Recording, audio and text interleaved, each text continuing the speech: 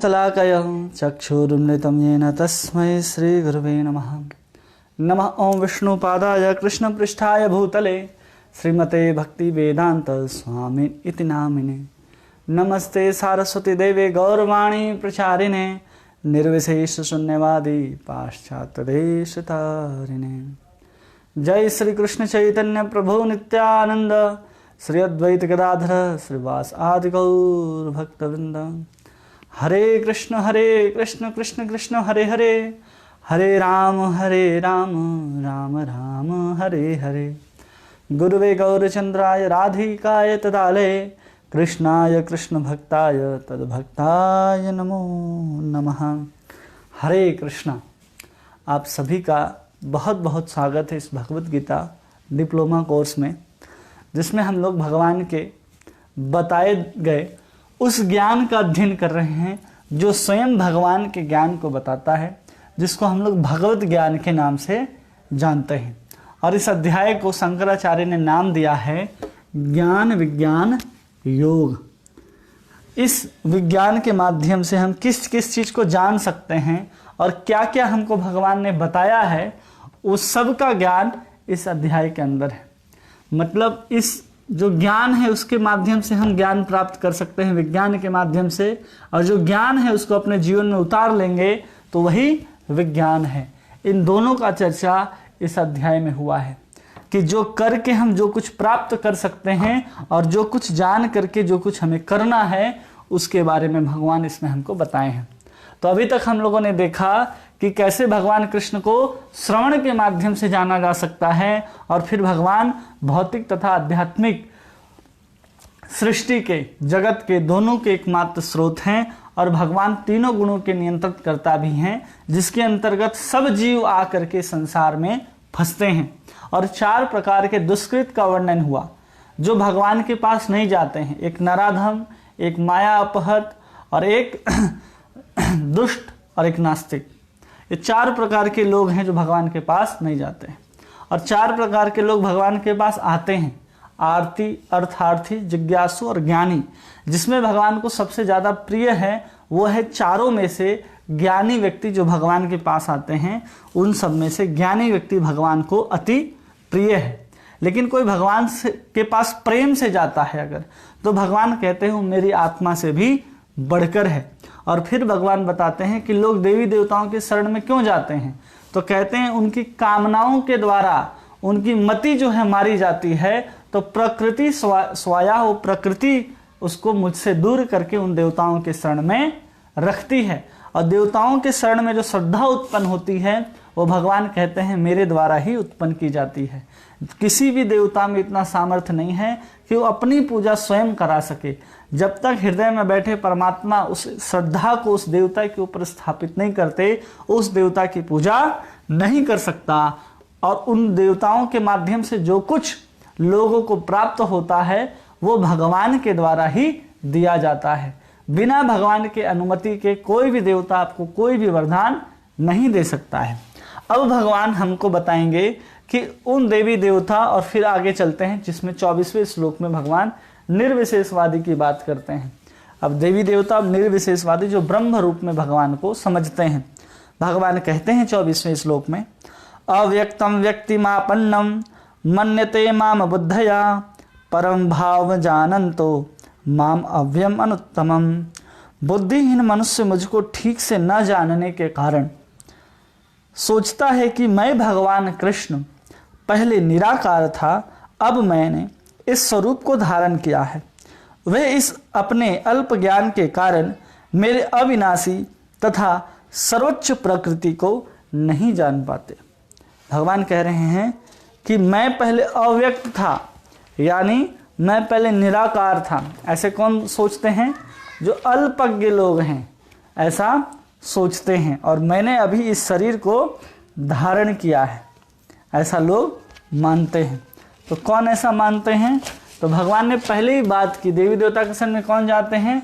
तो अल्पज्ञ लोग जाते हैं। तो ये उनकी बात हो रही है जो अल्पज्ञ हैं, मतलब जिनके पास बुद्धि जो है वो हीन है, जिनकी प्रकृति जो है या कामनाओं के कारण बुद्धि क्या हो गई है? हीन हो गई है। इसलिए वो सर्वोत्तम जो स्वरूप है भगवान का, भगवान कृष्ण का जो स्वरूप है वो कैसा है?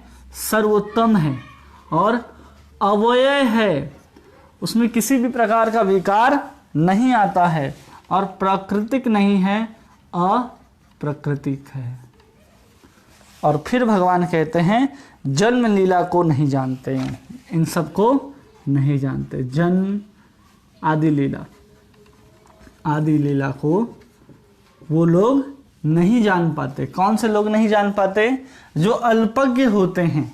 वो सोचते हैं कि जो भगवान हैं वो हमेशा क्या रहते हैं?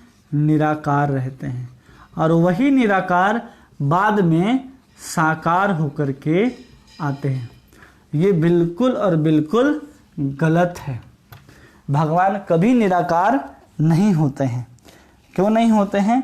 क्योंकि वो समझते हैं कि भगवान का जो जन्म होता है वो सामान्य व्यक्ति की तरह होता है, और निर्विशेषवादी क्या है? अल्पज्ञ होते हैं, इसलिए उनको कुछ पता ही नहीं चलता कि भगवान निराकार नहीं है। भगवान का स्वरूप जो है वो साकार है। कैसा साकार है? जैसे सूर्य है, ये क्या है? सूर्य है, और सूर्य से जो प्रकाश निकलती हैं वो प्रकाश क्या है? वो प्रकाश निराकार है। लेकिन सूर्य एक क्या है? लोक है, एक गोला है। मतलब इसके भीतर भी लोग रहते हैं। इसके भीतर भी कौन रहते हैं? लोग रहते हैं सूर्य लोक के भीतर। लेकिन इतना अधिक प्रकाश होने के कारण उसके भीतर क्या चल रहा है उसको हम देख नहीं पाते। सिर्फ आग का गोला हमको दिखाई देता है, और उसके प्रकाश को हम क्या समझते हैं? प्रकाश के माध्यम से समझते हैं कि ये निराकार है। जबकि वास्तव में क्या है कि प्रकाश अगर कहीं से है तो प्रकाश का स्रोत भी होगा।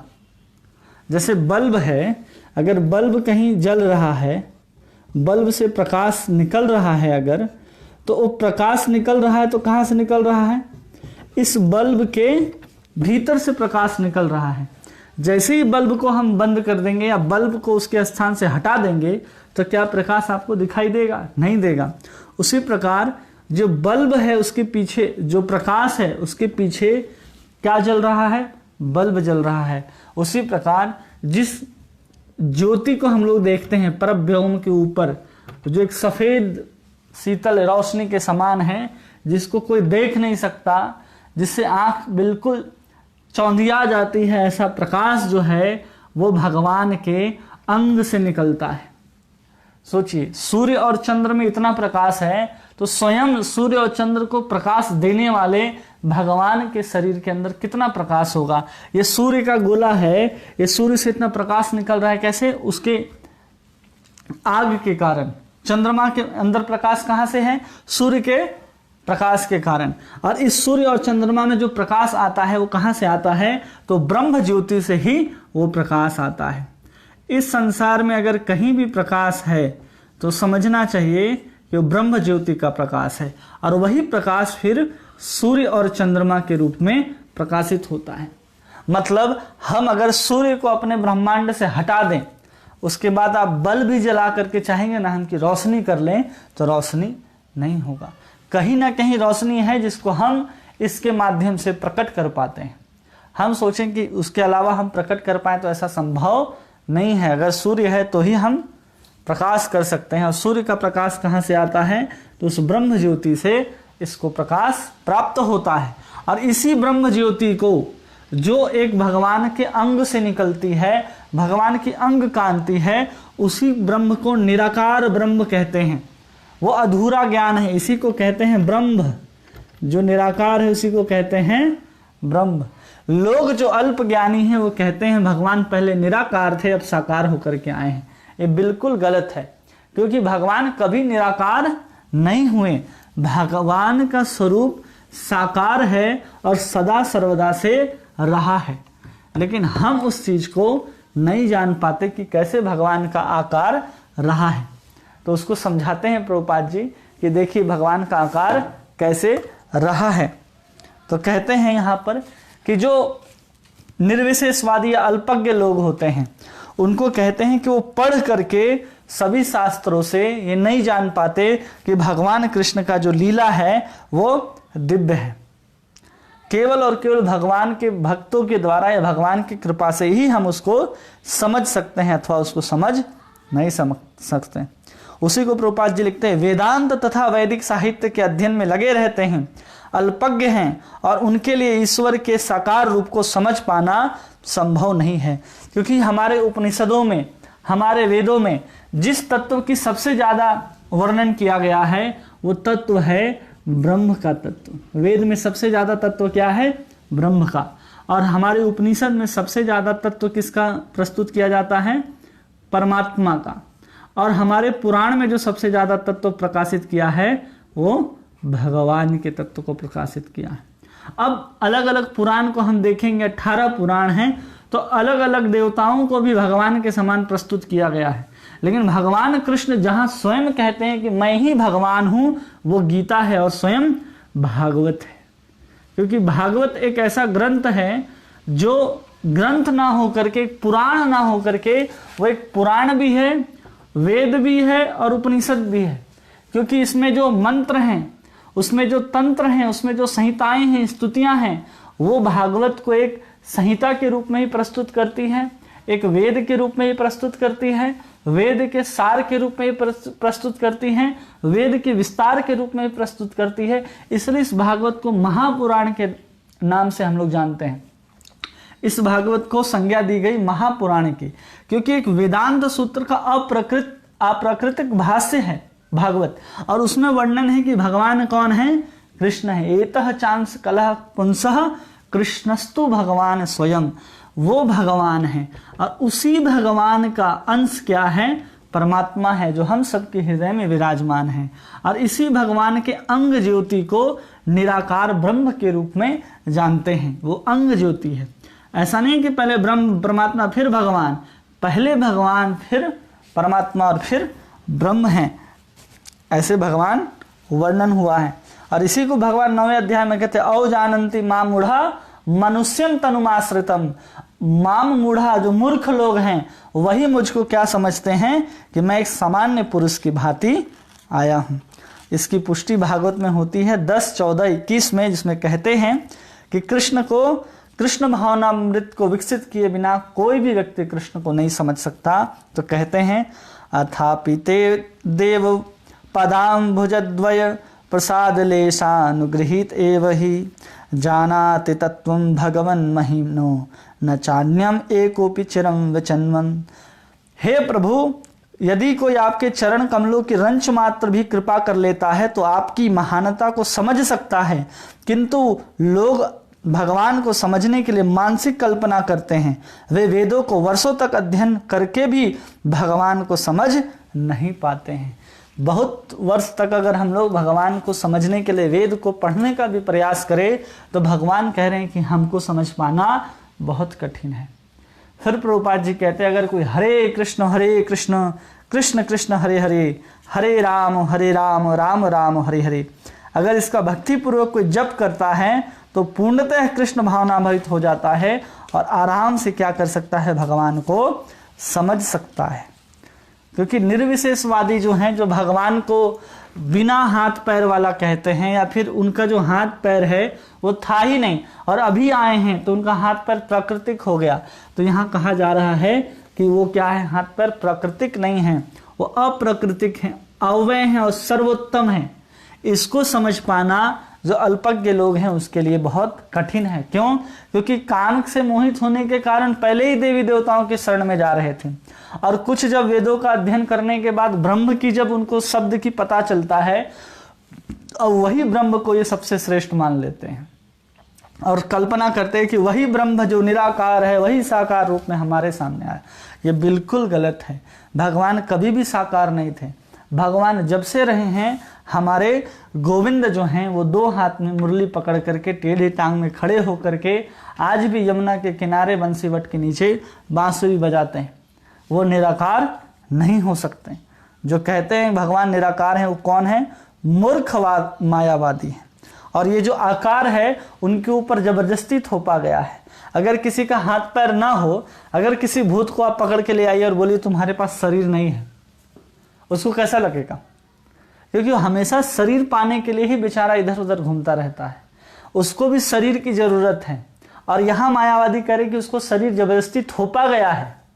मतलब क्या है कि वो शरीर को छोड़ करके एक मुक्त अवस्था में रहना चाहते हैं, उस ब्रह्म में लीन होना चाहते हैं। लीन तो नहीं हो सकते, लेकिन वहां उनकी आइडेंटिटी, वहां उनकी जो स्वरूप है वो हमेशा बना ही रहेगा आत्मा के स्वरूप में, आत्मा के स्वरूप में। लेकिन वो सोचेगा कि हम मुक्त हो गए, ऐसा नहीं है।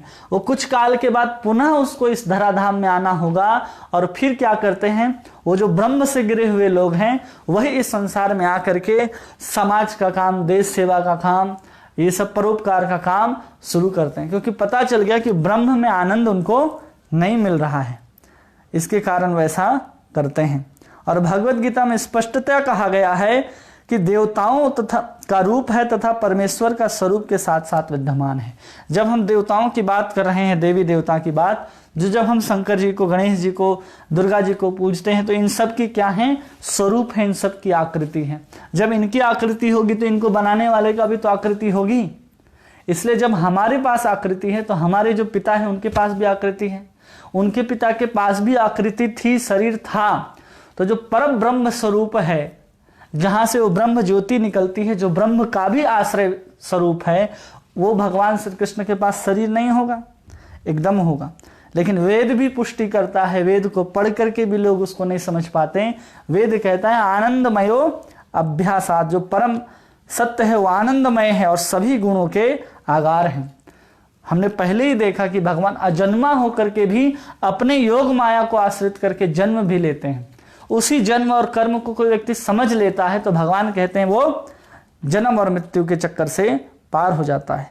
इसलिए निर्विशेषवादी और मायावादी का जो सिद्धांत है वो क्या है, मिथ्या है। परम सत्य केवल और केवल भगवान श्री कृष्ण हैं, और उनका रूप भी है और उनका व्यक्तित्व भी है, और उनका सिर्फ और सिर्फ अंग कांति एक छटा मात्र क्या है, ब्रह्म है। ऐसे समझना चाहिए। आगे हम लोग देखते हैं कि क्या कहते हैं भगवान, कि जब ऐसा स्वरूप है भगवान का कि भगवान दिव्य हैं, तो फिर भगवान हमें दिखाई क्यों नहीं देते। भगवान ब्रह्म के रूप में चारों तरफ व्याप्त हैं, लेकिन फिर भी हमको भगवान दिखाई क्यों नहीं दे रहे हैं। तो उसके बारे में भगवान कहते हैं कि नाहम प्रकाश सर्वस्या योग माया समावृतः मूढ़ो अयम ना भी जानाति लोको माम अजम अव्ययम। मैं मूर्खों तथा अल्पज्ञों के लिए कभी प्रकट नहीं होता। न मूर्ख के लिए प्रकट होते हैं भगवान, न अल्पज्ञों के लिए प्रकट होते हैं। उनके लिए मैं अपनी अतरंगा शक्ति द्वारा आच्छादित रहता हूँ, अतः वे यह नहीं जान पाते कि मैं अजन्मा अविनाशी हूँ। भगवान ने कहा कि जब मैं प्रकट भी होता हूँ, अभी तो ब्रह्म के रूप में चारों तरफ व्याप्त हैं, तो उसी ब्रह्म के रूप में हम भगवान को समझ नहीं सकते। तो जब भगवान साकार रूप में, अपने वास्तविक रूप में प्रकट होते हैं भगवान, मतलब जब भगवान कृष्ण प्रकट थे कहाँ, इस धराधाम में, जब धराधाम में प्रकट थे भगवान, तो वहां पर होने के बाद भी लगभग चारों तरफ लोग घिरे रहते थे भगवान के सौंदर्य से। भगवान की इतनी सुंदर रूप छटा थी कि भगवान कृष्ण को देखे बिना कोई रह नहीं सकता था।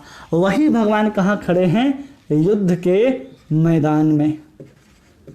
और यही भगवान जब युद्ध के मैदान में खड़े हैं तो कितने लोगों को पता है कि जो सामने जो खड़े हैं वही पूर्ण पुरुषोत्तम भगवान श्री कृष्ण हैं।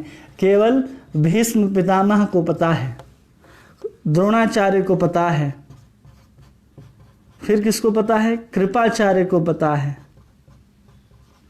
इन सबको पता है। लेकिन बाकी जितने भी लोग हैं उनको तो ये पता नहीं कि जो सामने खड़े हैं वो कौन है, कृष्ण है। अर्जुन को पता है, लोग उनको क्या समझ रहे हैं वहां भी, ये सामान्य पुरुष की भांति हमारे सामने प्रकट हुए हैं। मतलब दुर्योधन तो भगवान कृष्ण को कह दिया कि कृष्ण भगवान को हम क्या करेंगे, बांधेंगे। जब लेकर के गए वो कि चलो ऐसा करो कि हम समझौता कर लेते हैं, केवल और केवल 5 गांव दे देते हैं, मांग लेते हैं। दुर्योधन ने कहा कि हम एक सुई की नोक बराबर भी आपको भूमि नहीं देंगे, भूमि का टुकड़ा नहीं देंगे। उस समय अर्जुन क्या कहता है कि हम कृष्ण को बांध लेंगे। भगवान कृष्ण को बांधने के लिए दुर्योधन प्रयास करता है। जब उसको भी वहां पर विराट स्वरूप भगवान विश्व रूप दिखाते हैं, उसके बाद भी दुर्योधन की दुर्बुद्धि जो है वो दुर्बुद्धि दुर्योधन का बुद्धि नहीं खुलता है, वो भी भगवान को उसके बाद भी सामान्य गाय चराने वाला ही एक सामान्य पुरुष समझता है, जो वृंदावन में सिर्फ और सिर्फ लगता है कि गोपियों के साथ रास और माखन की चोरी लीला करते थे। वो भगवान के लीलाओं को, भगवान के स्वभाव को, भगवान की चेष्टा को समझ ही नहीं पाते। क्यों नहीं समझ पाते हैं? तो भगवान कहते हैं कि मैं अपने योग माया शक्ति से क्या रहता हूं? ढका हुआ रहता हूं योग माया से। योग माया किसकी वृत्ति है? अतरंगा शक्ति की, अतरंगा शक्ति की। और एक होती है महामाया। महामाया ये है बहिरंगा शक्ति। एक अतरंगा शक्ति है और बहिरंगा। योग माया, इसका नाम योग माया क्यों है? योग का अर्थ होता है जोड़ना। योग का अर्थ क्या है? जोड़ना। जब जीव भगवान के साथ अपने संबंध को साधन भक्ति के माध्यम से या फिर भजन के माध्यम से जोड़ने का प्रयास करती है, तो यही माया, योग माया शक्ति जो है वो भगवान के साथ, किसके साथ? भगवान के साथ जीव का मिलन कराती है, योग कराती है। इसलिए इसको क्या कहते हैं? योग माया शक्ति कहते हैं। इसी योग माया शक्ति से भगवान क्या करते हैं? जो अल्पज्ञ और बुद्धिहीन लोग हैं उसके सामने योग माया ही क्या करती है कि कृष्ण के सामने और जीव के सामने, यहाँ जीव हैं और यहाँ पर भगवान कृष्ण हैं, तो इनके बीच में यही योग माया क्या करती है? एक पर्दे को डाल देती कि ये जीव भगवान को नहीं देख पाए। और ये योग माया क्या करती है? भगवान के उस स्वरूप को छिपा लेती है। लोग समझ ही नहीं पाते कि यही भगवान कृष्ण हैं, यही अनंत कोटि ब्रह्मांड नायक हैं, जिनके आगे बड़े बड़े देवता भी मस्तक को झुकाते हैं, वही भगवान श्री कृष्ण हैं। वो लोगों को एक सामान्य मनुष्य की भांति नजर आते हैं। रूप गोस्वामी लघु भागवतामृत में लिखते हैं कि जो भगवान का जो स्वरूप है, भगवान का स्वभाव है, भगवान का चेष्टा है, जन्म है, क्रिया है, लीला है, पदार्थ है, वो सब क्या है? सब दिव्य है। और सब किसके अंतर्निहित है? सब भगवान के नाम के अंदर ही अंतर्निहित है। तो भगवान कह रहे हैं कि मैं योग माया के द्वारा खुद को ढक लेता हूं। ढक लेने का मतलब ये नहीं है कि ये इनके ऊपर आवृत्त हो गया, जैसे कोई कंबल से ढक लेता है ना छिपने के लिए। जैसे बच्चे छिपने के लिए क्या करते हैं? कंबल से या किसी बड़े कपड़े से अपने आप को ढक लेते हैं। तो वो काम नहीं हो रहा कि ऐसा ढक रही भगवान को कि दिखाई न दे। आपको भगवान दिखाई देंगे, लेकिन भगवान भगवान के रूप में नहीं, ऐसे साधारण मनुष्य के रूप में दिखाई देंगे, जैसे दुर्योधन आदि सभी को दिखाई दे रहे थे। लाखों करोड़ों लोगों ने भगवान का दर्शन किया जब भगवान द्वापर युग में आए थे, लेकिन सब भगवान को भगवान के रूप में नहीं देख पाए, क्योंकि भगवान को योग माया जो जीव और भगवान को मिलाती है, वही माया क्या करती है? भगवान को ढक करके रखती है। किससे? जीवों से। ये पर्दा जीवों की आंख में लगता है, भगवान की आंख में नहीं लगता। योग माया जीवों के ऊपर पर्दा डालती, जीवों की आंख में पर्दा डालती है। और भगवान करे योग माया समावृतः नायम अभिजानाति, मैं नहीं जाना जाता उन अल्पज्ञों के द्वारा, क्योंकि मैं अपने अतरंगा शक्ति, भगवान की योग माया क्या शक्ति है, तो भगवान की शक्ति कभी भी भगवान को नहीं ढक सकती। भगवान की शक्ति कभी भी भगवान को नहीं ढक सकती, क्योंकि भगवान ने ही उसको बनाया है। वो भगवान की ही एक सेविका है। उस सेविका के रूप में क्या करती है? भगवान के आगे ऐसा माया रूपी पर्दा डालती है कि हम कृष्ण को देख करके भी उसको भगवान के रूप में उनको समझ नहीं पाते हैं। और यह है महामाया जो जीवात्माओं को इस संसार में लगा करके रखती है। क्या करती है? इस संसार में लगा करके रखती है। इसी योग माया की छाया है ये। क्या है? योग माया की छाया है, जिसको महामाया कहते हैं। ये पर्दा किस पे लगा हुआ है? हमारे सामने लगा हुआ है। मतलब हमारे और कृष्ण के बीच में दो पर्दा है। एक तो हम अपने प्रयास से महामाया के पर्दा को हटाते हैं, और दूसरा पर्दा है भगवान के सामने। जो कौन हटाएगा? भगवान की कृपा के माध्यम से, साधु के कृपा के माध्यम से हम उस योग माया के पर्दा को हटा करके कृष्ण को वास्तविक रूप से समझ सकते हैं और उनसे अपने संबंध को जोड़ सकते हैं। जो हमारा नित्य संबंध है कृष्ण के साथ, हम उस संबंध को वहां पर जोड़ सकते हैं। जब महामाया की बात हो रही है, मतलब दुर्गा देवी, यही दुर्गा देवी क्या करती है, हम जीवों को इस संसार में लगा करके रखती है। अगर ये महामाया ना हो तो हम अपने जो भोग वृत्ति है, जो हमारे अंदर जो कर्म कर रहे हैं, वो हम कर ही नहीं पाएंगे। वो माया ही है जो हमको अपने स्वरूप को भुला करके हमको भोग करने का अवसर देती है। तो यही महामाया शक्ति है और यही योग माया शक्ति है। जब हम महामाया शक्ति से अलग हो जाते हैं तो हम योग माया शक्ति हमको भगवान से मिलाती है, और योग माया शक्ति भगवान के सेविका के रूप में भगवान को आवृत्त करके रखती है कि लोग भगवान को उस रूप में समझ ना पाए, जो अल्पज्ञ हैं और जो बुद्धिमान नहीं है। भक्तों के लिए योग माया मिलाने का काम करेगी, लेकिन जो अभक्त हैं उनके लिए वो माया का काम करेगी। और महामाया जो है वो जीवों को क्या करती है, ढक करके रखती है। हम अपने आप को सोचते हैं कि हम कौन हैं, हम अमेरिकी हैं, हम आदमी हैं, हम औरत हैं, हम ये पढ़े लिखे, हम डॉक्टर हैं, इंजीनियर हैं। वो सब किसका काम है, इस महामाया शक्ति का। वो जानने ही नहीं देती कि तुम वास्तविक में एक शरीर ना होकर के, एक डॉक्टर ना होकर के, एक इंजीनियर ना होकर के, एक विशुद्ध आत्मा हो जो भगवान का ही अंश है। जब हम अपने आप को आत्मा के रूप में समझने लगते हैं तो ये महामाया हमसे दूर होने लगती है, महामाया का पर्दा हटने लगता है। और जैसे ही महामाया हटने लगता है तो भगवान का प्रकाश जो है इन दोनों के बीच में प्रकाशित होता है, इन दोनों के बीच में प्रकाशित होता है, जिस प्रकाश को हम ब्रह्म के रूप में जानने लगते हैं। और जब हम इस ब्रह्म को पार होने का प्रयास करते हैं तो केवल और केवल भक्ति के माध्यम से हम उस ब्रह्म तत्व को पार कर पाते हैं। और तब जाकर के योग माया क्या करती है, हमारा भगवान के साथ मिलन कराती है। यही योग माया शक्ति है और यही महामाया शक्ति है, जिसको प्रभुपाद जी अब बताते हैं कि योग माया जो शक्ति, महामाया योग माया शक्ति है, वो कैसे काम करती है। तो हमें आचार्य ऐसे लिखते हैं कि जब भगवान कृष्ण आते हैं अवतार लेकर के, कृष्ण जब क्या कर रहे थे, वृंदावन में लीला कर रहे थे, वृंदावन में लीला कर रहे थे। वो लीला करते हुए भी कितने लोगों को कृष्ण कृष्ण के रूप में दिखाई दिए। जो सामान्य लोग हैं उनको कृष्ण कृष्ण के रूप में नहीं दिखाई दिए।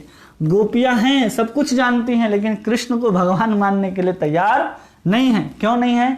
क्योंकि इनका जो संबंध है ये भगवान से ऐश्वर्यमय संबंध नहीं है। भगवान का जो संबंध है व्रजवासियों का, वो ऐश्वर्यमय संबंध न होकर के क्या है, माधुर्यमय संबंध है। उस संबंध में ऐश्वर्य का लोप हो जाता है, या इतना ऐश्वर्य बढ़ जाता है कि ऐश्वर्य का कुछ पता ही नहीं चलता। जिस ऐश्वर्य के साथ भगवान कहते हैं कि मैं ही भगवान हूं, मुझसे श्रेष्ठ कोई तत्व नहीं है, वो वृंदावन के अंदर माधुर्य के प्रेम के अंदर वो छिप सा जाता है। तो इसको भी कहते हैं योग माया।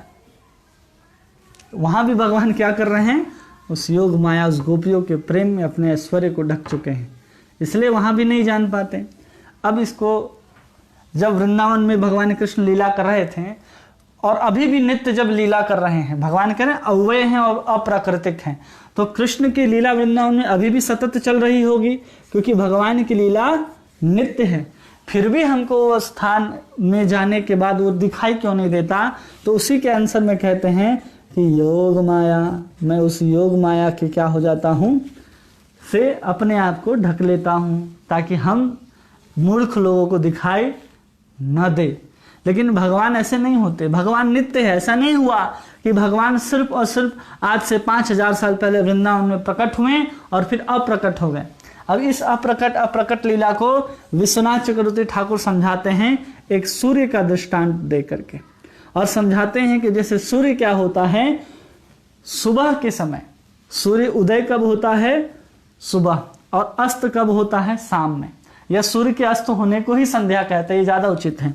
तो सूर्य उदय हुआ और सूर्य अस्त हुआ, तो क्या सूर्य अस्त होने के बाद सूर्य उदय हुआ और पुनः जब अस्त हुआ, इन दोनों के मध्य में ही सूरज विद्यमान है। अस्त होने के बाद और फिर पुनः उदय होने के बीच में सूर्य है अथवा नहीं है? सूर्य है, लेकिन वो क्या हुआ, मंदराचल पर्वत, सुमेरु पर्वत के उस ओर जाने के कारण सूरज घूमते घूमते कहाँ चले जाते हैं, उस ओर जाने के कारण सूर्य हमको दिखाई नहीं देते। लेकिन पुनः सूर्य उदय होते हैं तो हमको क्या हो जाते हैं, दृश्यमान हो जाते हैं, दृश्यमान हो जाते हैं। लेकिन अस्त होने के बाद पुनः दूसरे दिन दिखाई देते। पूरा का पूरा रात्रि में सूर्य है या नहीं है, रात्रि को भी सूर्य वैसे ही विराजमान है। उसी प्रकार भगवान कृष्ण यहाँ प्रकट होते हैं तो क्या करते हैं, अपने योग माया को हटाते हैं और सबको दिखाई देते हैं। फिर भगवान योग माया से ढक लेते हैं तो दिखाई नहीं देते। बस वैसे ही जैसे सूर्य यहाँ पर विराजमान रहता है 24 घंटे, लेकिन हम उसको 12 घंटे ही देख पाते हैं, वैसे ही भगवान कृष्ण जब अपने आप के योग माया शक्ति से हटाते हैं तब हम भगवान कृष्ण के नित्य लीलाओं को देख पाते हैं, दर्शन कर पाते हैं अथवा समझ पाते हैं। वही से ही भगवान का स्वरूप है। कोई कहे कि कृष्ण थे और नहीं है, ये बिल्कुल गलत है, क्योंकि भगवान अव्यय हैं, अजन्मा हैं, अप्राकृतिक हैं। और उसी को समझाने के लिए यहाँ प्रभुपाद कहते हैं कि जैसे कुंती महारानी बोलती है ना कि कैसे ढके हुए रहते हैं, तो कुंती महारानी कहते हैं माया जवनिका छन्नम, कि जो माया के छन्नी के द्वारा अपने आप को आप क्या कर लेते हैं, छन्नम, ढक जाते हैं। अगर उसी माया के पर्दे को हटा दे तो वो कृष्ण को भली भांति समझ सकता है। कुंती महारानी बोलती है कि मैं स्त्री होकर के अल्पज्ञ हूँ, मैं कहाँ तक भगवान का वर्णन कर सकती हूँ, लेकिन वही कहती माया जवनिका छन्नम, वो माया से क्या करते हैं, भगवान ढके रहते हैं। ईशोपनिषद के 15वां मंत्र कहता है, हिरण्मयेन पात्रेण सत्य सा पिहितम मुखम तत्वम पूसन पावनु सत्य धर्माय दृष्टये। जो अपना हिरण्मयेन, जो सोने के समान जो प्रकाश जो चमक रहा है आपके मुख के आगे भगवान, उस प्रकाश को हटाइए, तब क्या होगा, सत्य, जो सत्य से पिहितम मुखम, वो सत्य के जो मुख है आपका, उस मुख चंद्र का हम भगवान दर्शन कर सकते हैं। तत्वम पूसन पावनु सत्य धर्माय दृष्टये, तब जाकर के भगवान के सच्चिदानंद विग्रह को हम देख पाते हैं। वो विग्रह के आगे जो ब्रह्म का जो प्रकाश है वो हमको भगवान को पूर्ण रूप से देखने के लिए नहीं देता। जब उसको देखने के लिए नहीं देता तो उसी को मूर्ख लोग कहते हैं कि भगवान पहले निराकार है फिर आकार लेकर, ऐसा नहीं है। उसी आकार स्वरूप से वो निराकार प्रकाशित होता है, जिससे पूरा का पूरा ब्रह्मांड आलोकित है। उसी ब्रह्म से ये सब जितने भी पदार्थ हमको दिखाई देते हैं उसी के ये से दिखाई देते हैं। अगर ब्रह्म नहीं होगा तो कुछ नहीं होगा। अगर कहीं ना कहीं आध्यात्मिक जगत है तो ही उसी के उल्टा स्वरूप में हम भौतिक जगत को देखते हैं। ये जब हम 15 अध्याय में पहुंचेंगे तो हम इसको विस्तार पूर्वक समझ सकते हैं। तो ऐसा कहा जा रहा है, इसलिए कोई कहे कि भगवान निराकार है तो ऐसा नहीं है। और भगवान जब योग माया से अपने आप को ढक लेते हैं तो भगवान कहते हैं, भगवान उसी चीज को समझाने का प्रयास कर रहे अगले श्लोक में कि देखो मैं अपने आप को माया से ढकता हूं, लेकिन उसके बाद ऐसा नहीं है जैसे जीवों के साथ होता है। जब जीवों को माया ढकती है जीव को तो अपने स्वरूप को भूल जाता है। किसको भूल जाता है? स्वरूप को भूल जाता है। लेकिन भगवान जब हैं, भगवान योग माया के द्वारा अपने आप को ढकने की बात करते हैं। तो इसमें भगवान खुद को भूलना या किसी को भूलने जैसे काम नहीं होता। उसको प्रमाणित करते हुए भगवान श्लोक कहते हैं, वेदाहम संतीतानि वर्तमानि नाचार्जुन भविष्यानि च भूतानि मां तु वेद न कश्चन। हे अर्जुन, श्री भगवान होने के नाते मैं जो कुछ भूतकाल में घटित हो चुका है, जो वर्तमान में घटित हो रहा है, जो आगे होने वाला है, वह सब कुछ जानता हूं।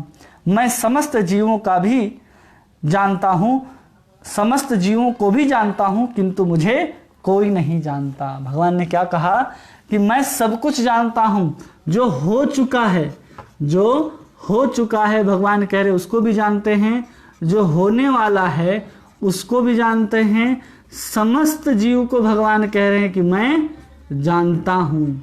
और उसको जानने के बाद भगवान कह रहे लेकिन वो हमको नहीं जानते, वो हमको नहीं जानते। क्यों नहीं जानते?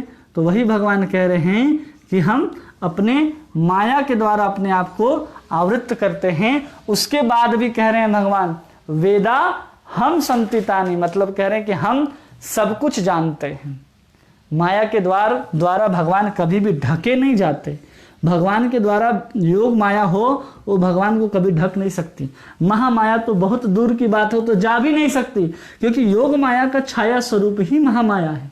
अब योग माया भगवान को ढकने का काम करती है। ऐसा नहीं है कि ढक दी तो सब भूल गए भगवान, जैसे जीव की स्थिति होती है कि हम सब कुछ भूल जाते हैं महामाया के अंदर आकर के, वैसा भगवान के साथ नहीं होता है। उस चीज को प्रमाणित करते हुए भगवान बोलते हैं वेदा हम, मैं सब कुछ जानता हूँ। क्या जानता हूँ? भूत भविष्य वर्तमान और समस्त जीवों को जानता हूँ। जितना होने वाले हैं, जितना हो चुके हैं और जितना वर्तमान में अभी भी जीव जगत जो व्याप्त है, भगवान सब कुछ को जानते हैं। प्रभुपाद जी तात्पर्य में समझाते हैं कि जैसे हमें अपना शरीर बदलना पड़ता है और हम अपने पिछले जन्म के यादों को भूल जाते हैं, वो भगवान के साथ नहीं होता। भगवान करोड़ों बार यहाँ पर अवतार लेकर के आते हैं, उनका शरीर परिवर्तन कभी नहीं होता, इसलिए उनके ऊपर माया का प्रभाव नहीं है, उनके ऊपर प्रकृति का प्रभाव नहीं है, इसलिए वो सब कुछ को क्या रखते हैं? याद रखते हैं। और इसलिए तो भगवान कृष्ण को सब कुछ याद रहा कि हमने सबसे पहले ये ज्ञान जो है वो सूर्य को दिया था। लगभग करोड़ों साल पहले वो ज्ञान सूर्य को दे करके भी आज से 5000 साल पहले भगवान आकर के कहते हैं कि हमने उसको ज्ञान दिया था, वो मुझे याद है। वैसे ही होता है कि हम क्या करते हैं, कभी कभी लगता है ना सूर्य और चंद्र तारे सब कुछ मौजूद हैं गगन के ऊपर अंतरिक्ष में, लेकिन हमारे सामने बादल आ जाते हैं। हम बादल आ जाते हैं तो हमको लगता है कि चांद सितारे सब क्या हो गए? ढक गए, मतलब बादल बड़ा हो गया। कभी भी बादल बड़ा हो सकता है? नहीं। बादल कहाँ पर आते हैं? एक विशेष क्षेत्र होता है, उसी क्षेत्र के ऊपर बादल आते हैं और उसी क्षेत्र के भीतर रहने वाले लोगों को सूरज चांद सितारे दिखाई नहीं देते, लेकिन इससे बाहर वाले लोगों को तो दिखाई देंगे ना। तो वही है योग माया कि भगवान को ढकती है, ऐसा कि जो अल्पज्ञ हैं, मंद बुद्धि हैं, अभक्त हैं, भगवान को निराकार समझते हैं, वैसे लोगों के लिए योग माया करती है। उन्हीं लोग को उसी रूप में दिखाती है कि देखो भगवान सही में निराकार हैं। जैसे सूर्य है तभी तो प्रकाश फैल रहा है। सूर्य को अगर बादल आकर के ढक ले फिर भी प्रकाश चारों तरफ व्याप्त रहे तो क्या समझेंगे? सूरज है ही नहीं। सूरज है, उसी को यह समझने का प्रयास कर रहे हैं कि जैसे बादल आकर के क्या करता है? सूरज चांद को ढक लेता है, लेकिन किस क्षेत्र में? उसी क्षेत्र में। वैसे योग माया क्या करती है? उसी क्षेत्र के लोगों के लिए ढकती है। भगवान की लीलाएं नित्य हैं। भगवान इस ब्रह्मांड में अपनी लीलाओं को समाप्त करते हैं तो दूसरे स्थान पर भगवान की लीला सतत रूप से चलती रहती है। इस धराधाम में भी चल रही है, लेकिन हमारे नेत्र में वो शक्ति नहीं है कि हम उन लीलाओं को देख सकें। तो वो लीलाएं अलग अलग धाम में चल रही हैं, अलग अलग ब्रह्मांड में चल रही हैं, हमें सिर्फ दिखाई नहीं दे रहा, क्योंकि हमारे सामने भगवान ने क्या किया? योग माया रूपी बादल को लगा करके रखा है, जिससे भगवान दिखाई नहीं दे रहे। बादल की औकात है कि वो पूरे के पूरे सूरज को ढक सके? नहीं। वैसे योग माया वैसे ही काम करती है भगवान के सामने, ऐसा प्रभुपाद जी समझाते हैं।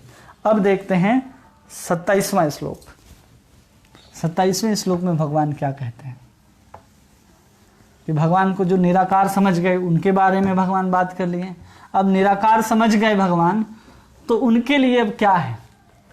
तो भगवान कहते हैं इच्छा द्वेष समुत्थेन द्वंद्व मोहेन भारत सर्वभूतानि सम्मोहं सर्गे यान्ति परन्तपः।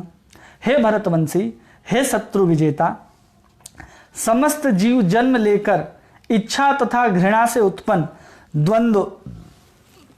द्वंद्वों से मोहग्रस्त होकर मोह को प्राप्त होते हैं। किससे मोह को प्राप्त होते हैं? द्वंद्व से मोह को प्राप्त होते हैं, ऐसा भगवान कह रहे हैं। मतलब सृष्टि के आरंभ से ही इच्छा द्वेष सम्मोहेन, बोले इच्छा द्वेष समुत्थेना द्वंद्व मोहेन भारत।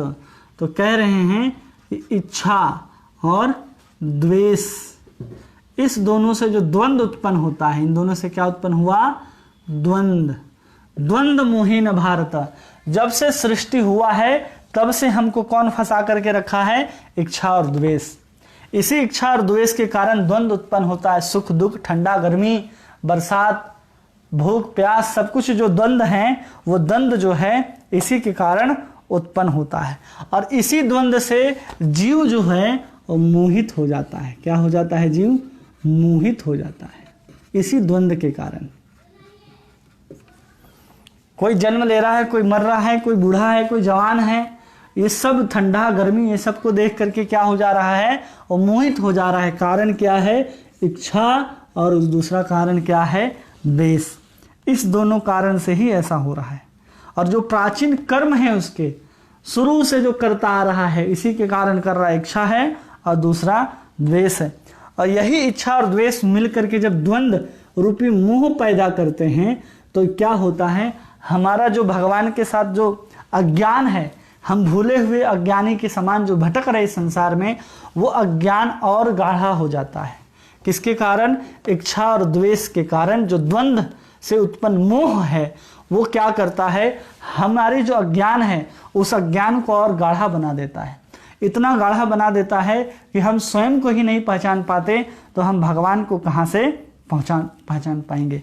और वही इच्छा और जिस घृणा की बात करते हैं, द्वेष, घृणा, उसको प्रभुपाद जी समझाते हैं कि जो अल्पज्ञ लोग हैं, जो प्राणी लोग हैं, वो क्या करते हैं, घृणा के कारण ही मनुष्य से तदाकार होना चाहते हैं। क्या करना चाहते हैं? उन्हीं में मिलना चाहते हैं, इच्छा और द्वेष के कारण। और यही द्वंद्व और अज्ञान जो है मोह का बहुत बड़ा कारण है। और द्वंद्व से अज्ञान, द्वंद्व तथा अज्ञान के कारण मोहग्रस्त वे सोचते हैं कि भगवान भौतिक शक्तियों द्वारा उत्पन्न होते हैं। यही उनका बहुत बड़ा दुर्भाग्य है।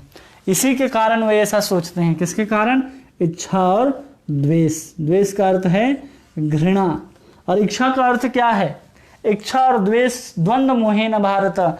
इच्छा जो है, जो हम किसी चीज की इच्छा करते हैं और किसी से हम घृणा करते हैं। जो हमें अच्छा लगा उसकी हम कामना करते हैं, जो बुरा लगा हम उससे घृणा करते हैं। ये अच्छा है तो हम उसकी इच्छा में हैं, और जो घृणा है तो वो चीज हमें क्या लग रही है? बुरा लग रहा है। मतलब इसी अच्छा और बुरा रूपी जो द्वंद्व है, उत्पन्न कहाँ से हुआ द्वंद्व? इच्छा और घृणा के कारण। किसी को ठंडा अच्छा लगता है तो क्या करेगा? वो गर्मी से घृणा करेगा। जिसको मिठाई अच्छा लगता है वो तीखे चीज से घृणा करेगा। वही द्वंद्व जो है इस संसार में जीव को क्या कर दिया है? मोहित किया हुआ है। और उसके कारण क्या कह रहे हैं भगवान? द्वंद्व मोहे नमा, इच्छा द्वेष समुत्थित द्वंद्व सर्वभूतानि सम्मोहम सर्गे यान्ति परंतपः। इसके कारण ये सृष्टि में सर्गे यान्ति मतलब बार बार जन्म लेता है और बार बार मृत्यु को प्राप्त होता है। भगवान ने मूल कारण बता दिया।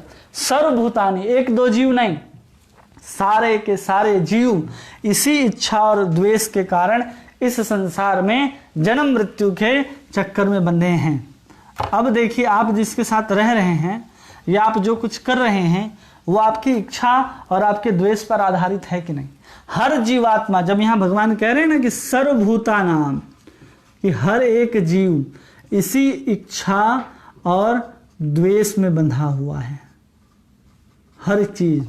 और इच्छा है आज के समय में, तो इच्छा जो है वो बाहर से थोपी जा रही है कि आपको क्या करना है, यही खरीदना है, इसी के साथ चलना है, बाकी चीज तो बेकार है। जिसमें नमक नहीं वो टूथपेस्ट ही बेकार है। ऐसे आजकल प्रचार कर करके हमको क्या किया जा रहा है? सिखाया जा रहा है। इच्छा और द्वेष को भरा जा रहा है। हमारे अज्ञान को क्या किया जा रहा है? और बढ़ाया जा रहा है, गाढ़ा किया जा रहा है, केवल इच्छा और द्वेष को बढ़ा बढ़ा करके। तो भगवान कह रहे इन दोनों से क्या होना है? मुक्त हो जाओगे, मतलब उदासीन हो जाओगे पूर्ण रूप से। संसार से क्या हो जाओगे? तुम उदासीन हो जाओगे। तो सर्गे यान्ति, इस सृष्टि में पुनः तुम्हें नहीं आना होगा। अब 28वें श्लोक में भगवान कहते हैं, ये शाम तंत्रगतम पापम जनानाम पुण्य कर्मणाम ते द्वंद्व मोह निर्मुक्ता भजन्ते मां दृढ़वतः। जिन मनुष्यों ने जन्म पूर्व जन्म में तथा इस जन्म में पुण्य कर्म किए हैं, जिनके पाप कर्मों का पुण्यता उच्छेदन हो चुका है, वह मोह तथा द्वंद्व से मुक्त हो जाते हैं और वे सफलतापूर्वक मेरी सेवा करते हैं। तो भगवान कह रहे हैं ते त्वंत गतम पापम, मतलब जिनके पापों का विनाश हो गया हो। पापों का क्या हो गया हो? विनाश हो गया हो। ते त्वंत गतम पापम जनानाम पुण्य कर्मणाम, और पुण्य उत्पन्न हो गए हो। क्या उत्पन्न हो गया हो? पुण्य उत्पन्न हो गया हो। उसका क्या होगा? तो कहते ते द्वंद्व न मोह निर्मुक्ता, वह द्वंद्व से क्या हो जाते हैं, मुक्त हो जाते हैं। अच्छा, मुक्त होने के बाद क्या होते हैं, तो भगवान कहते भजनते माम दृढ़वता, वो मेरी भजन, मेरा भजन जो है वो कैसे कर सकता है, दृढ़ता के साथ भजन करता है। अब हमको ये समझना है कि पूरे पापों का विनाश कैसे होगा, तो कह रहे पूर्व जन्म तथा इस जन्म का सब पाप, मतलब सभी पाप समझ लीजिए, इस जन्म का हो चाहे पूर्व जन्म का हो, सभी पाप जो हैं वो समाप्त हो गए हों। किसके द्वारा, पुण्य कर्मों के द्वारा। और तब जाकर के भगवान कह रहे हैं कि वो मुझे भजन कर सकता है, मेरा भजन कर सकता है। तो इसमें समझाते हैं कि हम अगर पापों का विनाश करेंगे तो कैसे होगा पापों का विनाश। तो भक्ति विनोद ठाकुर हमको समझाते हैं कि जब व्यक्ति पापों का धीरे धीरे विनाश करने की इच्छा को लेकर के आगे बढ़ता है, तो वही व्यक्ति क्या करता है, सबसे पहले कर्म योग को अपनाता है। किसको अपनाता है, कर्म योग। यहाँ उसकी पाप की राशि जल गई, फिर जाकर के वो ज्ञान को अपनाता है, और ज्ञान से उसका प्रारब्ध समाप्त हो गया। हमने पढ़ा था ना कि ज्ञान क्या करता है, अग्नि के समान है, जो हमारे पापों को जला करके भस्मसात कुरुते अर्जुना, भस्मसात कर देती है। वही व्यक्ति फिर बहुत जन्मों तक क्या करता है, ध्यान करता है। और ध्यान करने के बाद जब वो समझता है कि भगवान वासुदेवम सर्वमिति स महात्मा सुदुर्लभा, तो पूरा पाप से मुक्त होकर के व्यक्ति क्या करता है, भक्ति में लगता है। मतलब यहाँ से यहाँ आने तक में उसकी जितने भी इच्छाएं रही होंगी और जितने भी द्वेष रहे होंगे, वो द्वंद्व जो हैं, इच्छा और द्वेष से उत्पन्न होने वाले जो भी द्वंद्व हैं, वो समाप्त हो जाते हैं। क्योंकि हम लोगों ने इसको पढ़ते पढ़ते आए और समझे हैं कि कर्म योग में वो कौन सी इच्छाओं को रोक देता है, कि स्वयं कर्तापन का भोग, कर्तापन की इच्छा को छोड़ देता है। ज्ञानी क्या समझता है कि संसार में बंधे रहेंगे, कर्म करते रहेंगे तो हम बंधे रह जाएंगे। वो संसार की निसारता को समझ करके ज्ञान की ओर आगे बढ़ता है, और फिर ज्ञान के माध्यम से वो ध्यान की ओर आगे बढ़ता है, और फिर पता चलता है उस ब्रह्म में भी उतना आनंद नहीं है, तो भक्ति की ओर अग्रसर हो जाता है। जो अग्रसर होते हैं उसमें 4 प्रकार के भक्तों की भगवान चर्चा करते हैं कि कौन कौन भगवान के शरण में जाते हैं। तो ये सब के क्या हो गए हैं, पाप का विनाश हो चुका है। इसलिए जो भक्ति के माध्यम से जो सुकृति, जो पुण्य उत्पन्न होती है, उस पुण्य के माध्यम से क्या करते हैं, वो द्वंद्व से मुक्त हो जाते हैं। क्या करना है, क्या नहीं करना है, क्या उचित है, क्या अनुचित है, केवल कृष्ण ही एकमात्र भगवान है। उनके मति में ये विश्वास दृढ़ हो जाता है, और उस दृढ़ता के साथ व्यक्ति क्या करता है, भगवान कृष्ण का भजन करता है। ऐसा यहाँ पर बताते हैं। मतलब उनके पापों से आसक्ति नहीं रहती। अब इसको विश्वनाथ चक्रवर्ती ठाकुर बताते हैं कि बहुत सारे जीव हैं जिसका विषय के प्रति आसक्ति है, विषय के प्रति आसक्ति और भोगना भी चाहते हैं, तो क्या करते हैं, संग के माध्यम से, किसका संग, साधु संग के माध्यम से वो भगवान के कथाओं का कीर्तन श्रवण करते हैं, और धीरे धीरे सब पापों से मुक्त हो जाते हैं। और उसके बाद उनके संग से जो पुण्य उत्पन्न हुआ, उसके माध्यम से वो क्या करते हैं, भगवान का भजन करते हैं। और दूसरे ऐसे व्यक्ति होते हैं जिनका पूर्ण रूप से विषयों के प्रति आसक्ति भी नहीं है, लेकिन पूर्ण रूप से वैराग्य भी नहीं है।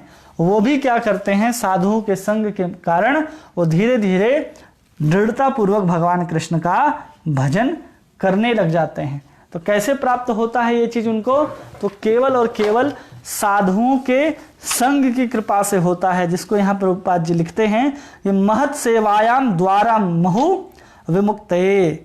जो भौतिकतावादी जो लोग हैं, उनका संगति अगर किसके साथ हो जाए, भक्तों के साथ, तब जाकर के उनके पापों का विनाश तुरंत हो जाता है। और फिर कहते हैं कि तमोद्वारम एसिताम संगी संगमम, केवल और केवल पूरा विश्व जो है वो इस भर भ्रमण करते हैं कि बद्ध जीवों को उसके मुंह से उबार सके। कौन ऐसे भ्रमण करता है, तो भक्त लोग ही भ्रमण करते हैं। मतलब कि अगर हम भगवान कह रहे तेसाम द्वंद्व मोह निर्मुक्ता तेसाम त्वंतगतम पापम, तो एक ही उपाय है, साधु का संग। अथवा भगवान कहते हैं ना आखिरी में कि सर्वधर्मान प्रत्यज्य माम एकम शरणम व्रज अहम त्वाम सर्व पापेभ्यो, तो शरणागति से भी सब पाप समाप्त हो जाते हैं। ज्ञान से भी पाप समाप्त हो रहे हैं, कर्म से भी और ध्यान से भी। और भक्ति कब मिलेगी? तो भक्ति केवल और केवल भक्ति से ही मिलेगी। मतलब भक्ति किसके पास है? तो भक्तों के पास है। भक्ति किससे मिलेगी? भक्तों से। भक्ति को उत्पन्न केवल भक्ति ही कर सकती है। किसी भी पुण्य में इतना औकात नहीं है कि वो भक्ति को जन्म दे सके, क्योंकि भक्ति क्या है? भगवान की अतरंगा शक्ति की एक वृत्ति है, आह्लादनी शक्ति की वो स्वरूपा है। इसलिए भक्ति के द्वारा भगवान वश में होते हैं। आपके कर्म, ज्ञान और ध्यान से आपको स्वयं प्रयास करना पड़ेगा और भगवान वश में क्या? आप भगवान को उस माध्यम से पूर्ण रूप से समझ नहीं सकते, लेकिन भगवान भक्ति के माध्यम से वश में भी होते हैं और उससे भगवान पूर्ण रूप से समझ भी आते हैं कि भगवान कौन है। अब इसी बात को भगवान यहाँ पर अगले श्लोक में कह रहे हैं। क्या कहते हैं भगवान? 29वें श्लोक में, श्लोक संख्या 29। जरा मरण मोक्षाय माम आश्रित यान्ति ये यतन्ति ये ते ब्रह्म तद्विन्दु कृत्सन अध्यात्म कर्म चाखिलम। जो जरा मृत्यु से मुक्ति पाने के लिए यत्नशील हैं, वे बुद्धिमान व्यक्ति मेरी भक्ति की शरण ग्रहण करते हैं। किसकी ग्रहण करते हैं? मेरी भक्ति की शरण ग्रहण करते हैं। माम आश्रित्याः, वे वास्तव में ब्रह्म हैं, क्योंकि वे दिव्य कर्मों के विषय में पूरी तरह जानते हैं। माम आश्रित्य मतलब जो मेरे अधिकारी हैं। माम आश्रित्य मतलब, यहाँ एक बहुत इंपॉर्टेंट शब्द है, माम आश्रित्य मतलब जो भगवान के आश्रित हैं। किसके आश्रित हैं? जो कृष्ण के आश्रित हैं। अब उनके कारण क्या होता है? ये भजन करने लग जाते हैं, पूर्ण रूप से जान जाते हैं। जरण मोक्ष बंधाय, कि जो जरा और मोक्ष को प्राप्त करना चाहते हैं, उनसे मुक्ति प्राप्त करना चाहते हैं, वो मेरे भक्तों की या मेरी भक्ति की क्या करते हैं? वे शरण ग्रहण करते हैं। क्योंकि जन्म और मृत्यु, जरा व्याधि जो किसको प्राप्त होता है? भौतिक शरीर को प्राप्त होता है, आध्यात्मिक शरीर को कभी भी प्राप्त नहीं होता है। तो जब वो भक्ति का आश्रय लेता है तो अपने आप जान जाता है। क्या जान जाता है? तो भगवान कह रहे हैं ते ब्रह्म तद्विदुः कृष्णम कर्म अध्यात्म, मतलब ब्रह्म क्या है, अध्यात्म क्या है और कर्म क्या है, उसको अपने आप वो क्या करता है? समझ जाता है, अवगत हो जाता है। कैसे समझ जाता है? केवल माम आश्रित्य, भक्ति के माध्यम से क्या समझ जाता है? एक कर्म को समझ जाता है, दूसरा ब्रह्म को समझ जाता है, तीसरा अध्यात्म को समझ जाता है। अब इसी ब्रह्म कर्म अध्यात्म को प्रश्न पूछेगा अर्जुन 8.1 में। अगले अध्याय जब शुरू होगा तो इसी के साथ शुरू करेगा अर्जुन कि बताइए कर्म क्या है, ब्रह्म क्या है और अध्यात्म क्या है। तो उसमें हम लोग चर्चा करेंगे कि कर्म क्या है, ब्रह्म क्या है, अध्यात्म क्या है। अभी रहने देते हैं। तो वो कब जान जाता है? जब वो भगवान के आश्रित होता है। इसको प्रभुपाद जी समझाते हैं कि जब भक्ति करता है तो समझ जाता है अहम ब्रह्मास्मि, मैं कौन हूँ? मैं ब्रह्म हूँ। और ब्रह्म जैसा वो आचरण करने लगता है। क्योंकि भगवान के जो भक्त हैं आध्यात्मिक शरीर में होते हैं, उनका शरीर जरा और मृत्यु को प्राप्त नहीं होता। तो वही कह रहे हैं कि अहम ब्रह्मास्मि, मैं आत्मा हूँ। मनुष्य को चाहिए कि मैं ब्रह्म हूँ, आत्मा हूँ, उस चीज को समझे और फिर क्या करे? भगवान की संगति में जाए। क्योंकि अगर व्यक्ति 4 प्रकार के जो भक्त हैं, आरती, अर्थार्थी, जिज्ञासु और ज्ञानी, वो भी भक्तों की कृपा से ही शुद्ध भक्ति को प्राप्त करते हैं, तब जाकर के वो पूर्ण धाम गोलोक वृंदावन को प्राप्त कर सकते हैं। अगर हम देवताओं की संगति करेंगे और सोचेंगे कि गोलोक वृंदावन मिल जाए, कभी भी संभव नहीं है। जो लोग कहते हैं कि किसी भी देवी देवता की पूजा करो, सब पूजा आपके वहीं पर पहुंचता है, ऐसा नहीं है। भगवान ने कह दिया जो मेरी पूजा करता है वो मेरे पास आता है, और जो देवताओं की पूजा करता है वो देवताओं के पास। और यही बात को फिर 9वें अध्याय में कहेंगे भगवान कि यान्ति देवव्रता देवान, जो देवताओं की पूजा करेगा, यान्ति देवान, जो वहां जाएगा, और जो मेरी पूजा करता है मेरे पास आता है, भगवान कह रहे हैं। तो कोई भी कहे कि अगर हम किसी की भी देवता की पूजा करें, किसी का भी नाम ले, सब तो उसी का नाम है, हम वहीं पर जाएंगे, तो ये बहुत बड़ी मूर्खता है। भगवान स्वयं कह रहे जो मेरा भजन करता है, जो मेरी पूजा करता है, वही मेरे पास आता है। तब जाकर के वो इससे जान पाता है। भक्ति के आश्रित होकर के, भक्तों के माध्यम से भक्ति मिलेगी और उसके आश्रित होकर के हम जान पाते हैं भगवान के आश्रित हो कर्म क्या है, ब्रह्म क्या है और अध्यात्म क्या है। अब भगवान आखिरी श्लोक में कहते हैं, 30वें श्लोक में, साधि भूताधिदेवं माम साधि यज्ञं च ये विदुः प्रयाण काले अपि च माम ते विधिर्युक्त चेतसः। जो मुझे परमेश्वर को पूर्ण चेतना में रहकर मुझे जगत का, देवताओं का, समस्त यज्ञ विधियों का नियामक जानते हैं, वे अपनी मृत्यु के समय भी मुझे भगवान को जान और समझ सकते हैं।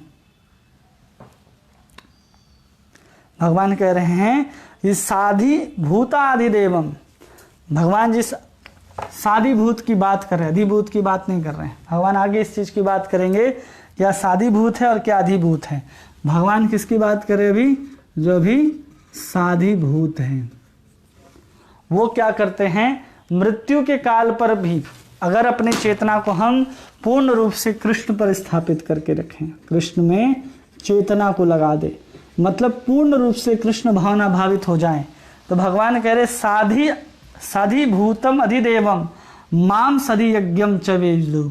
वो मुझ परमेश्वर में अपनी चेतना को पूर्ण रह करके देवता तथा समस्त यज्ञों का नियामक के रूप में मुझे समझता है। वो अपनी मृत्यु के समय भी मुझ भगवान को जान अथवा समझ सकता है। केवल और केवल जो चेतना को लगा करके रखा है, अगर मृत्यु की अवस्था में है, अंत काल में भी है, तो उसका वर्तमान में, उस मृत्यु काल में भी उसका ज्ञान जो है वर्तमान रहेगा। अगर उसने भगवान को ठीक से समझा है, भगवान में अपनी चेतना को लगाया है और उसने भगवान को ठीक से भजा है, तो अंत काल में भी जो उसकी चेतना है ना, वो दिव्य रूप से भगवान के ऊपर अवस्थित रहती है। और उस समय भी वो भगवान को समझ सकता है कि वो भगवान जो हैं सभी यज्ञों के देवता हैं, सभी देवता के देव हैं और वही सब यज्ञों के नियामक हैं। और जो भी दूसरे भक्ति के अलावा जो भी हम कर्म के द्वारा जो स्थिति को उत्पन्न होते हैं, वो देह प्राप्ति के अनुरूप होता है, उनकी बुद्धि उतना नहीं होती, उसको सदीभूत कहते हैं। किसके कारण? एक अधिभूत है और एक सदीभूत है। तो सदीभूत क्या है? भगवान कह रहे हैं जो देहात्म बुद्धि के कारण प्रकट होती है, जो देह प्राप्त होता है उसके कारण हमको हमारी जो बुद्धि बनती है, उस बुद्धि के कारण हम जो समझते हैं। अभी जो पूछा गया पीछे, कर्म क्या है, धर्म क्या, अध्यात्म क्या है, वो अधिभूत हैं और ये सदीभूत है, उसको आसानी से वो समझ सकता है, ऐसा भगवान बता रहे हैं। ये सदीभूत है और वो जो आगे पीछे कहा गया वो अधिभूत है।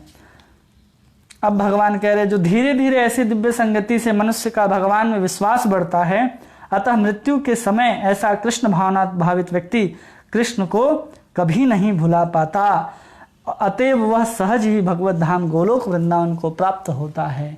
केवल और केवल भगवान करे कि जरा मरण मोक्षाय माम आश्रित्य यान्ति, ये कि वही व्यक्ति ब्रह्म को, कर्म को, अध्यात्म को समझता है और उसकी दिव्य चेतना जो है प्रायण काले च अपि माम, उस समय भी क्या होती है, उसकी चेतना मुझ पर बनी रहती है। और उससे क्या होता है, वो अंत समय में जो मति होती है वैसे ही गति होती है, उसके आधार पर वो भगवान के धाम को प्राप्त कर पाता है। इससे मनुष्य प्रत्यक्ष भगवान के संसर्ग में आता है और भगवत कृपा से यह कृष्ण को भगवान समझ सकता है, ये यहाँ पर कह रहे हैं। और ये सब कैसे होगा? केवल और केवल शुद्ध भक्ति में परमेश्वर के श्रवण तथा गुणगान में आनंद पाता है और केवल कृष्ण का भजन करने से ही हमारे सब प्रकार के क्रियाएं हैं, उद्देश्य हैं, वो पूरी हो जाती हैं। कृष्ण कर्म के लिए सर्व कर्म कृत होय, कि कृष्ण का जो कर्म है, कृष्ण की भक्ति है, उसको करने से सब कर्म कृत अपने आप हो जाते हैं, करने की आवश्यकता नहीं है। वो सब कुछ जान जाता है सदीभूत क्या है और अधिभूत क्या है। मतलब जो अधिभूत मतलब जो किससे संबंध है? आत्मा से संबंध है। और जो सदीभूत है वो किससे संबंध है? वो देह आदि से संबंधित है। तो ये पूर्ण रूप से उसको समझ जाता है क्या है, और फिर उसकी चेतना कहाँ लगी है? अंत समय में भी कृष्ण में लगी है, तो गोलोक वृंदावन को प्राप्त होता है। यही भगवान हमको इसमें समझाए, जो कृष्ण को जानते हैं वो मोह से मुक्त हो जाते हैं। इसलिए भगवान उस चीज़ को बताएंगे कि कृष्ण कौन है, बता दिए। अब उससे हमको क्या होना है, मोह से मुक्त होना है। किस मोह से? इच्छा और द्वेष से जो मोह उत्पन्न हुआ, उस मोह से हम उत्पन्न तभी हो सकते हैं जब हम कृष्ण को समझ सकते हैं। कृष्ण इतने सरल हैं, कृष्ण इतने सहज हैं, कृष्ण इतने स्वादिष्ट हैं। अगर स्वाद की बात की जाए तो कृष्ण को जान करके, कृष्ण को समझ करके कृष्ण को पाने की इच्छा होगी हमारे अंदर। क्या इच्छा होगी? कृष्ण को पाने की। और ये संसार जो है, ये संसार के जो मोह माया जो बंधन है, उससे हमारी घृणा उत्पन्न हो जाएगी। जब हमारी संसार से क्या हो जाएगी? घृणा हो जाएगी। मतलब हम संसार को चाहेंगे ही नहीं कि संसार का कोई भी वस्तु प्राप्त हो कृष्ण छोड़ करके। तब समझना चाहिए कि हम द्वंद्व से मुक्त हो रहे हैं। द्वंद्व से मुक्त होने के पहले एक अवस्था आती है कि हम इच्छा भी नहीं करते हैं किसी चीज़ को पाने की, और किसी से द्वेष भी नहीं करते हैं। इस दोनों की अवस्था को क्या कहते हैं? उदासीन होना। इसी उदासीन की अवस्था को कहते हैं ब्रह्मभूत अवस्था। और उसी ब्रह्म अवस्था को पार करने के बाद व्यक्ति भक्त बनता है। और उसी भक्त में केवल और केवल एक ही इच्छा होती है, केवल और केवल एक ही अभिलाषा रहती है, कृष्ण को प्रसन्न करना और कृष्ण की सेवा करना। जो ऐसे कृष्ण की सेवा करना चाहता है उसको केवल और केवल यही काम करना है कि वो हरे कृष्ण महामंत्र का निरंतर कीर्तन करे, जप करे, जिससे वो सब ज्ञान को अर्जित कर सकता है। और धीरे धीरे भगवान के, जो भगवान कह रहे हैं ना पहले श्लोक में 7:1 में, कि योग युंजन मदाश्रय, योग से युंजित होकर के मेरे आश्रय को स्वीकार करता है, वो मुझको पूर्ण रूप से जान पाता है। इसको भगवान कहते हैं। अब 8वें अध्याय में भगवान बताने वाले हैं कर्म क्या है, ब्रह्म क्या है, अध्यात्म क्या है, उसको लेकर के चर्चा चलेगी, जिसमें भगवान से अलग अलग प्रश्न पूछे जाएंगे। उसके आधार पर भगवान उत्तर देंगे और भगवान को कब कौन किस रूप में प्राप्त कर सकता है, किस समय कौन अगर शरीर छोड़ता है तो उसकी क्या गति होती है, ये संपूर्ण ज्ञान भगवत प्राप्ति के उपाय के रूप में भगवान हमको 8वें अध्याय में बताएंगे। और 8वें अध्याय के पहले श्लोक में अर्जुन प्रश्न पूछेगा, जिसको हम लोग दूसरे अगले क्लास में, मतलब कल हम लोग पढ़ने का, समझने का प्रयास करेंगे। आज के लिए बस इतना ही। हरे कृष्णा।